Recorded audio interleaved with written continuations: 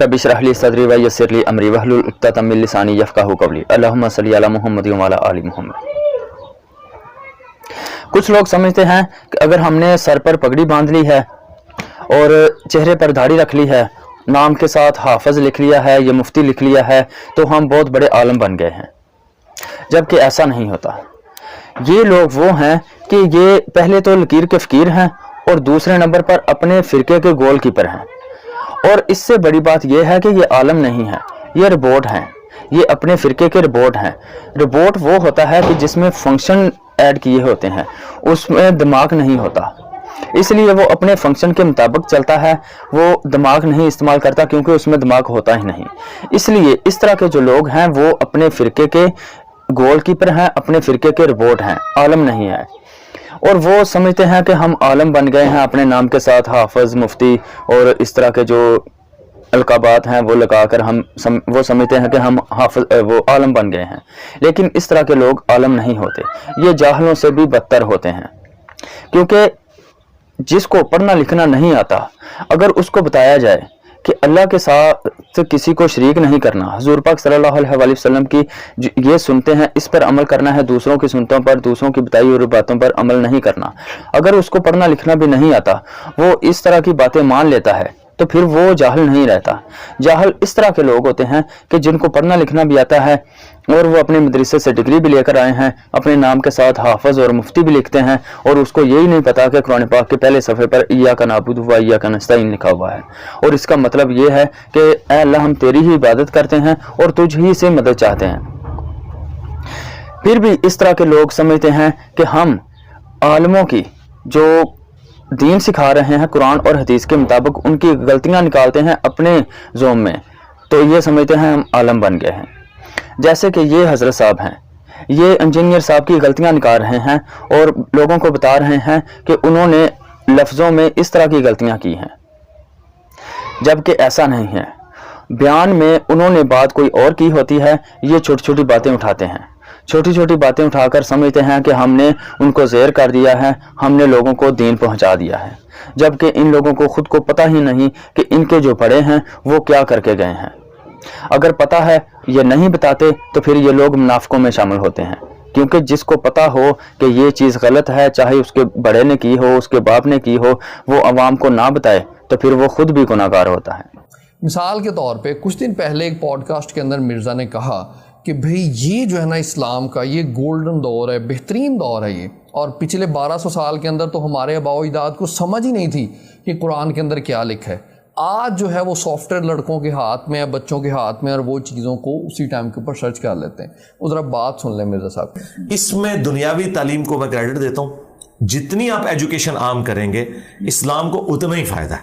जिसका सबसे बड़ा सबूत है, हमारे लोग तो कहते हैं जी पहले इस्लाम का बड़ा अच्छा दौर था। मैं ये कहता हूं कि नबी इस्लाम, साहबा, ताबीन के बाद अगर सबसे मुबारक दौर इस्लाम ने देखा है ना तो ये है। वो क्यों? उसकी वजह यह है कि पिछले 1200 साल के अंदर हमारे आबा अजदाद को नहीं पता था कुरान में क्या लिखा है, हदीस में क्या लिखा है, क्योंकि उनकी नेटिव लैंग्वेज में नहीं थी। आज बच्चे बच्चे के हाथ में सॉफ्टवेयर है, वो बता सकता है कुरान की किस आयत में क्या लिखा हुआ है। जो बच्चे हैं उनकी महारत तो हम देखेंगे बाद में, पहले हम जरा गुरुजी की महारत तो देख लें कि गुरुजी कितने ज़्यादा माहिर हैं। अब गुरुजी की महारत देखने के लिए पहली मिसाल आपके सामने है, जिसके अंदर मिर्ज़ा साहब एक तो ऐसा लफ्ज़ जो कुरान में है ही नहीं उसे कुरान का हिस्सा बता रहे हैं, और फिर जो तर्जमा उसका कर रहे हैं वो भी कतन गलत कर रहे हैं। इंजीनियर साहब की ये गलतियां निकालते हैं, जबकि ये गलतियां कुछ भी गलतियां नहीं हैं। इससे बड़ी गलती जो है वो इनका जो बड़ा है वो खुद करके गया है, उसको पता ही नहीं कि ज़मीन के बारे कुरान पाक में क्या लिखा हुआ है, कुरान पाक के पहले सफ़े पर क्या लिखा हुआ है, ठीक है, उसको ये पता ही नहीं कि ज़मीन साकिन है या नहीं।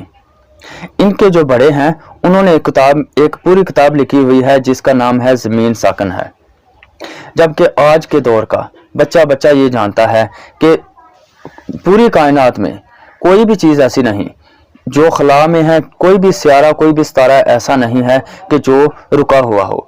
पूरी कायनात ही हरकत में है, पूरी कायनात के सितारे सियारे हरकत में हैं, तो ज़मीन कैसे साकिन हो सकती है। ये कुरान पाक में भी लिखा हुआ है, और आज की जो जदीद टेक्नोलॉजी, जो जदीद फल्कियाती साइंस है, वो भी इस चीज़ को मान चुकी है, वो भी इस चीज़ को बता चुकी है।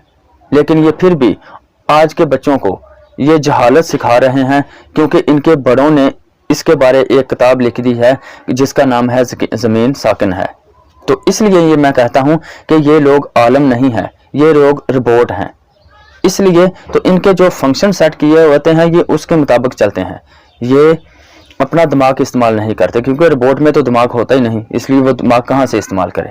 تو ان کو صرف یہ بتا دیا گیا ہے کہ زمین ساکن ہے، تو یہ اسی پر ربوٹ بن کر اسی پر چلتے جا رہے ہیں کہ زمین ساکن ہے۔